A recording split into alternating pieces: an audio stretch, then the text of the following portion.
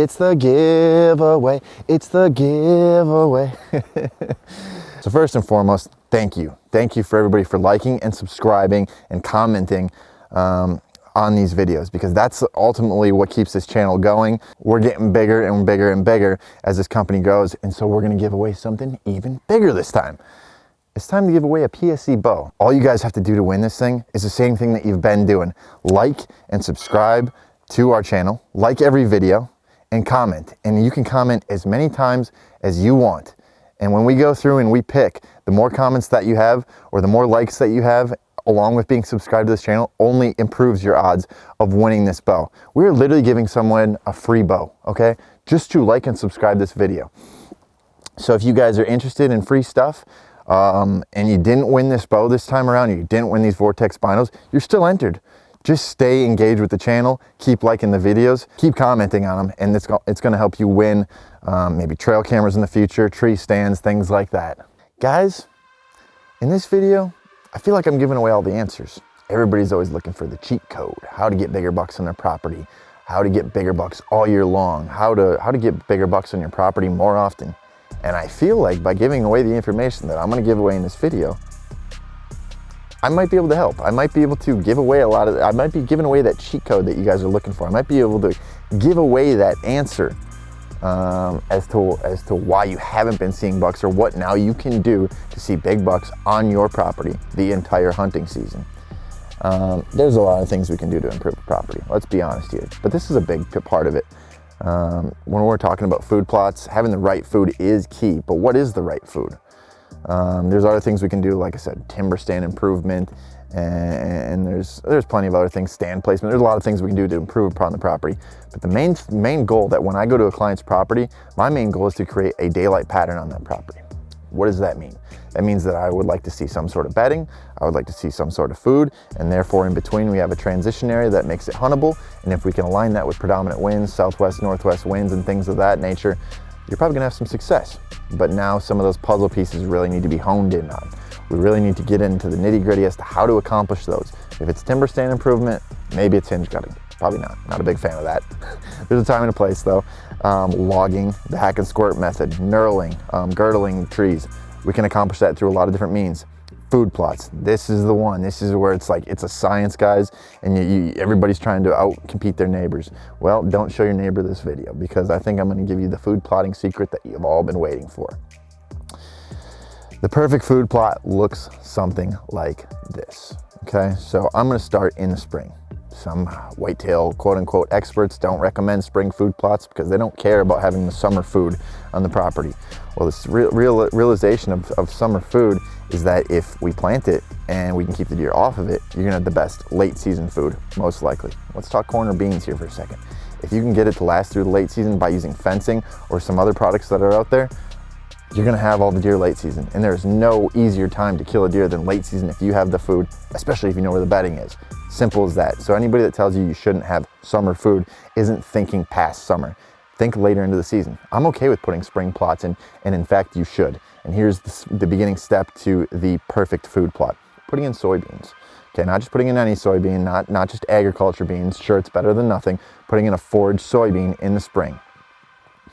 I'm gonna recommend that you put it in about a month to at least a couple weeks later than every farmer that's in your area, assuming that you're in farm country. And even if you're not, I still want you putting them in a little bit later than most people would recommend in your area. Now, what is the reasoning behind that? The reasoning is they're gonna stay greener longer. Depending on what state you're in, you really want those soybeans to be palatable and super attractive during the early season in your state. If you're an Illinois hunter, you're looking at that October 1st opener. You gotta make sure you have green soybeans for that. Plan for that. Look at the maturity rate of the soybean that you're planting and how long it's going to take to mature. If you're in Wisconsin, if you're in Missouri, if you're in some of these states with the mid-September opener, plan accordingly so that you can have green soybeans. Let's say you're in Kentucky, Nebraska, maybe some of the Dakotas with a super early opener. Plan accordingly so that you can have green soybeans. So plant them a little bit later, or at least make sure that you pay attention to the maturity rate of the soybean. Okay, so now we did that, and we put in that soybean, and in fact, the way that we put in that soybean is ultimately super detrimental and important as well. it's no-tilling those beans in. In a perfect world, I'd like to see those beans no-tilled into the ground. Why do I want to see them no-tilled? Yes, I understand that it's expensive to have a no-till drill and things like that. There are other ways to create no-till planting methods, whether it's broadcasting and just rolling it instead of working up the ground a ton, or minimal tillage, just an inch or two, because the reality is you work up soil and you lose a lot of moisture sometimes. Sometimes for every inch that you work up, you're going to lose about 3 inches of moisture. You're also if you're using conventional farming practices, disking and things like that, you're draining a lot of usable nutrients lower and lower and lower into the soil bed, and ultimately making it harder on yourself to have more successful food plots long term. You might do well the first year, second year, and the third year you're looking at yourself like, why are my food plots not the same anymore? You keep getting rid of every bit of soil structure that you're building through liming and fertilizing and other things. So by just no-tilling it in or using a minimal tillage option to get your soybeans in the spring, you're going to be much better off.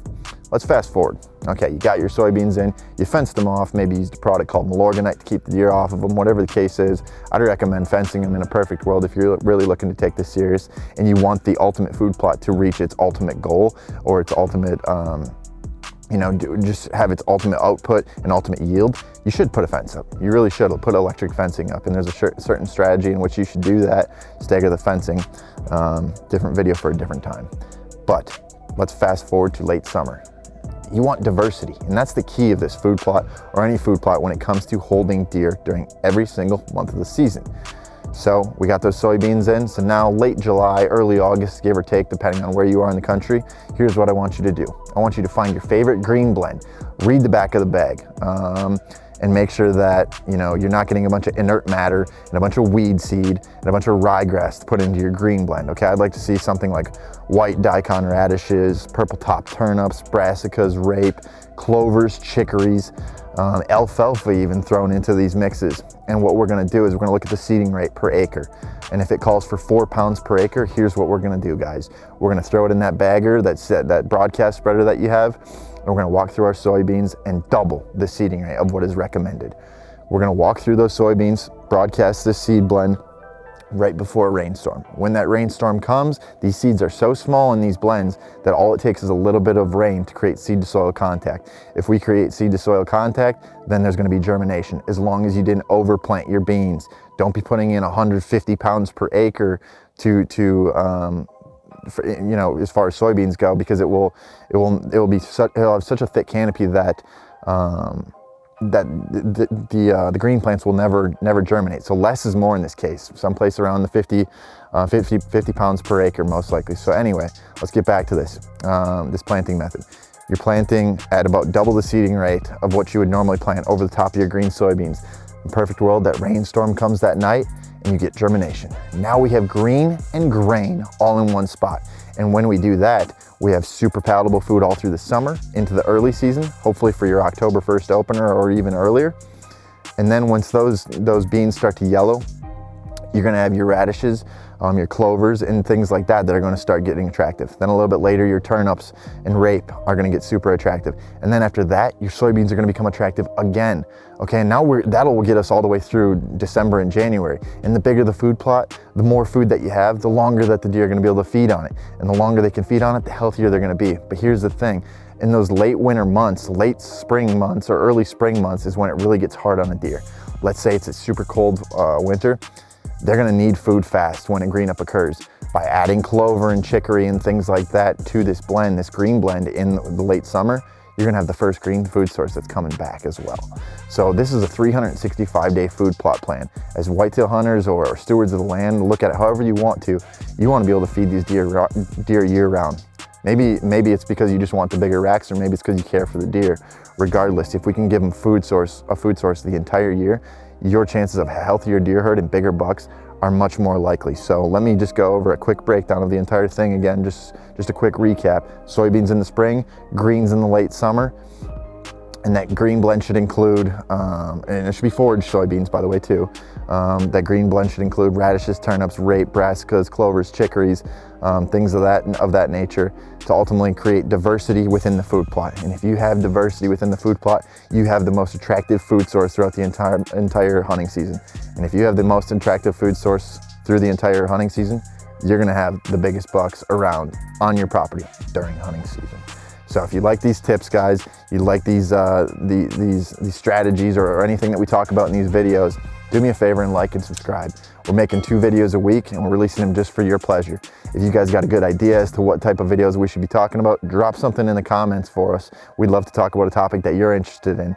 So other than that, we're always doing some giveaways. And if you guys want a chance at winning these giveaways, you gotta be subscribed. So do us a favor and like and subscribe.